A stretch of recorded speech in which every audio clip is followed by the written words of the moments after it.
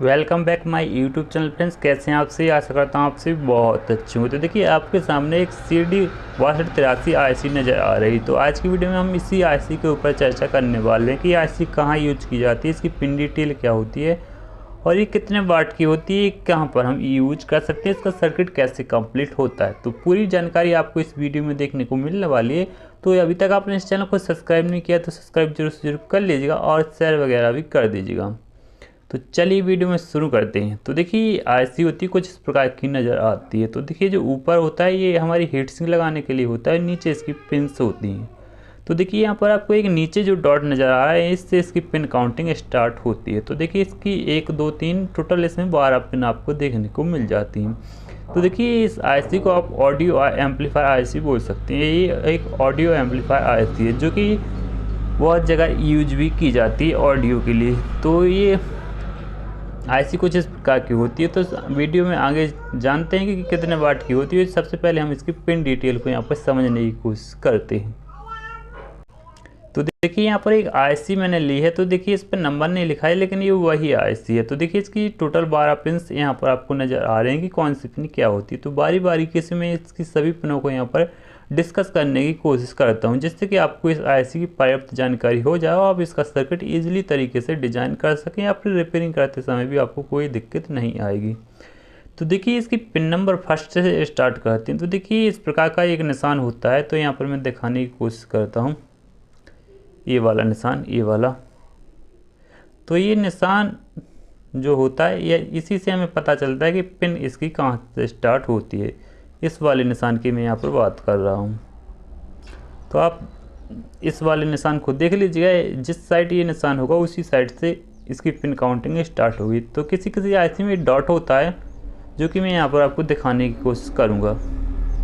तो देखिए यहाँ पर फर्स्ट IC की बात कर लेते हैं। तो देखिए जो फर्स्ट IC यानी इस IC का फर्स्ट पिन होती है वो यहाँ पर लिखा हुआ V.S.1। तो देखिए ये क्या होता है कि देखिए जब भी मैंने अपने एम्पलीफायर सर्किट डायग्रामों की STD कराई होगी तो वहाँ पर एक चीज़ का जिक्र किया होगा, बूस्ट कैपेसिटर। जी हाँ साथियों, ये बूस्ट कैपेसिटर क्या होता है चलिए मैं आपको यहाँ पर थोड़ा जानकारी दे देता हूँ।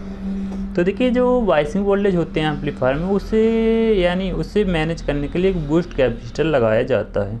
तो उसी प्रकार से यहाँ पर भी एक बूस्ट कैपेसिटर लगाया जाता है। तो देखिए इसकी पिन नंबर 1 पर जो हमारा एक चैनल होगा इस IC का, उसके लिए एक कैपेसिटर यहाँ पर लगेगा। तो देखिए इस कैपेसिटर की वैल्यू आप आगे इसकी सर्किट डायग्राम की STD करेंगे तो वहाँ पर आपको पता चल जाएगी। नो डाउट, नो घबराइए। यहाँ पर हम केवल IC की पिन डिटेल को समझने की कोशिश करते हैं। तो पिन नंबर 1 पर एक बूस्ट कैपेसिटर लगता है जो कि आउटपुट से डायरेक्टली यहाँ पर कनेक्ट हो जाता है। और पिन नंबर 2 की बात करें तो ये पहले चैनल का हमारा आउटपुट होता है। स्पीकर आपको पिन नंबर 2 पे कनेक्ट करना होता है पहले चैनल का। फिर ये रिपिल, ये रिपिल क्या है? रिपिल, तो देखिए पिन नंबर 3 ये इसकी रिपिल होती है। तो रिपिल का मतलब क्या होता है? रिपिल, तो देखिए आपने देखा होगा कि यदि हम किसी सर्किट को यानी किसी माइक्रो कंट्रोलर से यदि इसे सर्किट यानी इसे सिग्नल दिया जाए कि कोई शॉर्ट सर्किट या स्पीकर वायर शॉर्ट हो गया तो इसे सेट डाउन करने का काम इस रिपिल पिन का होता है। इस रिपिल पिन पर हम कुछ पॉजिटिव वोल्टेज दे देते हैं तो ये म्यूट हो जाती है यानी सेट डाउन हो जाती है ये IC, यानी ये पावर देना बंद हो कर देती है। चाहे आप इसमें सिग्नल दें या फिर ना दें आपको आउटपुट यहाँ पर देखने को नहीं मिलती, यानी ये IC हमारी यहाँ पर सेट डाउन हो जाती है। अब हम बात करते हैं इसकी पिन नंबर 4 की। तो ये पिन नंबर 4 हमारी यहाँ पर NF लिखा है, NF1। तो देखिए आपने सुना होगा कि इसकी जो इन्वर्टिंग इनपुट होती है ये वही है। तो इन्वर्टिंग इनपुट का एक्चुअली फीडबैक के लिए काम किया जाता है जिस पे एक नेटवर्क भी लगा होता है। तो ये इसका काम वही है।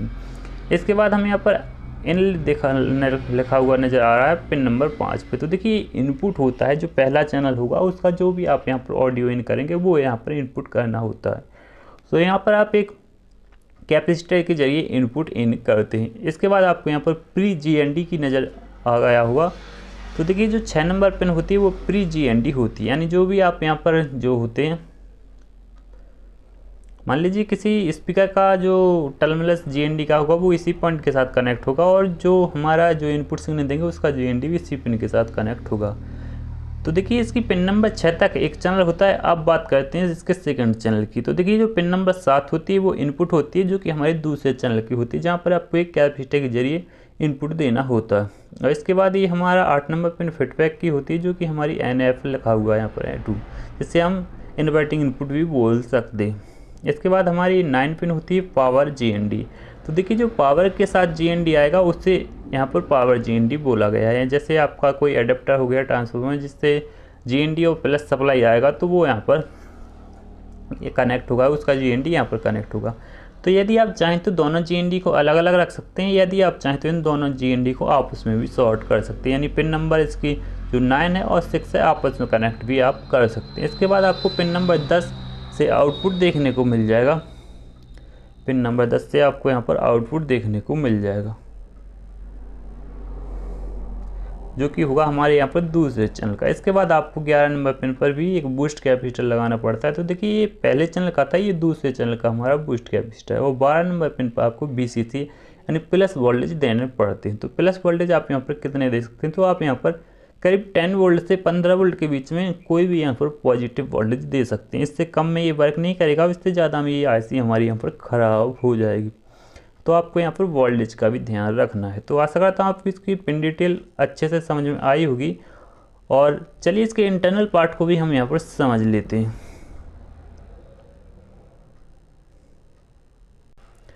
तो देखिए इसके इंटरनल पार्ट कुछ इस प्रकार का होता है। तो देखिए जो ऊपर आपको 3 फुट का डिब्बा सा नज़र आ रहा है, तो देखिए इसका ये फर्स्ट चैनल है, नीचे आपको यहाँ पर सेकंड चैनल नज़र आ रहा है। तो देखिए पिन नंबर 5 मैंने बताया था कि यहाँ पर इनपुट दिया जाता है, तो ये इनपुट है। और पिन नंबर 4 इसकी यहाँ पर फीडबैक के लिए यूज की जाती है, जो कि हमारी यहाँ पर जो होती है नॉन इन्वर्टिंग इनपुट होती है, और इन्वर्टिंग इनपुट होती है, और नॉन इन्वर्टिंग इनपुट पर हम यहाँ पर सिग्नल देते हैं। इसके बाद मैंने रिपल, ये जो यहाँ पर 3 नंबर पिन होती है रिपल, तो देखिए यहाँ पर ये कैपेसिटर लगा दिए जाते हैं, तो ये वर्किंग मोड में रहती है। और यदि हम चाहें तो ये इस पर वोल्टेज देकर हम इसे शट डाउन भी कर सकते हैं। तो फिलहाल में इसका सर्किट होते हैं, इसमें इसका यूज नहीं किया जाता, तो इस पर एक कैपेसिटर लगाकर इसे ऐसे ही छोड़ दिया जाता है, जिससे कि ये शट डाउन में नहीं जाती, बराबर काम करती रहती है। यानी जैसे आप इसमें पावर सप्लाई देते हैं ये वर्किंग मोड में आ जाती है। यदि आप चाहें तो यहाँ पर सिट डाउन के लिए एक जो पॉजिटिव VCC है वहाँ से करीब 47 किलो ओम की रजिस्ट्रेशन लेकर इस पर वोल्टेज देंगे, तो ये IC हमारी यहाँ पर सिट डाउन हो जाएगी। पिन नंबर 7 यहाँ पर हमारी जो होती है वो हमारी यहाँ पर नॉन इन्वर्टिंग इनपुट होती है। पिन नंबर 8 हमारी जो दूसरा चैनल है उसकी जो होती है वो हमारी यहाँ पर इन्वर्टिंग इनपुट होती है। और पिन नंबर 6 प्री GND, और पिन नंबर 9 हमारी यहाँ पर पावर GND आप यहाँ पर देख पा रहे हैं। पिन नंबर 11 हमारी जो मैंने बताया था बूस्ट कैपेसिटर, और पिन नंबर 10 से हमें आउटपुट देखने को मिलता है। और देखिए जो इसमें जो फीडबैक का अरेंजमेंट किया गया है आप यहाँ पर देख पा रहे हैं कि इस IC के अंदर से ही किया गया है, केवल नेटवर्क को ही यहाँ पर बाहर लगाया गया है। तो देखिए आप इसकी जो इन्वर्टिंग इनपुट है वहाँ पर एक 20 किलो ओम की रिजेक्टेशन आप यहाँ पर देख पा रहे होंगी। तो देखिए IC के अंदर ही ये रिजेक्टेशन लगी होती है, हमें बाहर केवल नेटवर्क ही लगाना पड़ता है, जो कि इसकी फीडबैक को डिसाइड करती है। इसके बाद पिन नंबर 2 से हमें फर्स्ट चैनल का आउटपुट देखने को मिलता है, और पिन नंबर 1 हमारी यहाँ पर बूस्ट कैपेसिटर की पिन होती है। तो इस प्रकार से ये पिन नंबर 12 हमारी यहाँ पर पॉजिटिव सप्लाई की पिन होती है। इस प्रकार से मैंने इसके इंटरनल पार्ट को भी यहाँ पर एक्सप्लेन करने की कोशिश करी है। आशा करता हूँ आपको ये बहुत अच्छे से समझ में आया ही होगा। यदि कोई डाउट रहता है तो आप कमेंट कीजिएगा, हम आपके कमेंट के जवाब को भी दे देंगे। तो देखिए यहाँ पर ये स्क्रीन रिकॉर्डेड वीडियो है, तो हो सकता है आपको क्लियर नज़र ना आए, तो आप गूगल पर जाकर इसकी PDF फाइल को डाउनलोड भी कर सकते हैं, जिसकी लिंक मैं आपको डिस्क्रिप्शन में अवेलेबल करा दूंगा। तो देखिए साथियों अभी आप जो देख रहे हैं ये इंटरनल और आउटरनल दोनों ही यहाँ पर कंप्लीट सर्किट डायग्राम है। और आउटरनल सर्किट डायग्राम की वीडियो बहुत जल्द आपको देखने को मिल जाएगी, जिसमें हम इसके IC के आउटरनल सर्किट डायग्राम की STD करेंगे। तो देखिए आप ये चौखुंट का डिब्बा सा देख रहे हैं, मैं आपको यहाँ पर दिखाने की कोशिश करता हूँ। ये इतना डिब्बा, सॉरी थोड़ी मिस्टेक हो गई तो मैं इसे क्लीन कर लेता हूँ। अब मैं आपको यहाँ पर दिखाने की कोशिश करता हूँ। तो देखिए जो इतना डिब्बा आपको नज़र आ रहा है इतना, तो ये IC का हमारा इंटरनल पार्ट है, और जो इसके बाहर का है ये इसका आउटरनल पार्ट है। जो कंपोनेंट हम एक्स्ट्रा ऐड करते हैं वो बाहर के हैं, जो इसमें लगे होते हैं वो अंदर के कंपोनेंट इसमें आपको नज़र आ रहे हैं। इस प्रकार से इसका इंटरनल पार्ट होता है और आउटरनल पार्ट के में कंपोनेंट लगे होते हैं। तो इसका सर्किट डायग्राम की वीडियो बहुत जल्द आने वाली है, तो आप उस वीडियो को भी मिस मत कीजिएगा, देख लीजिएगा। तो आशा करता हूँ आपको वीडियो पसंद आई हो, तो इस चैनल को सब्सक्राइब कर लीजिएगा और ऐसी वीडियो देखने के लिए कमेंट में ज़रूर बताइएगा। और नेक्स्ट वीडियो किस टॉपिक पर होनी चाहिए कमेंट कीजिएगा। और किसी आईसी की डिटेल आपको चाहिए तो कमेंट में ज़रूर बताइएगा कि सर ये आईसी किस काम में यूज की जाती है, इसे कैसे चेक किया जाता है, किस प्रकार से वर्क करती है, सब कुछ डिटेल में समझाने की मैं कोशिश करूँगा आपके कमेंट के ऊपर। तो बस लेते हैं आपसे विदा। आशा करता हूँ आपको वीडियो पसंद आया हो, तो इस वीडियो को लाइक कर दीजिएगा और चैनल को सब्सक्राइब जरूर से जरूर कर लीजिएगा।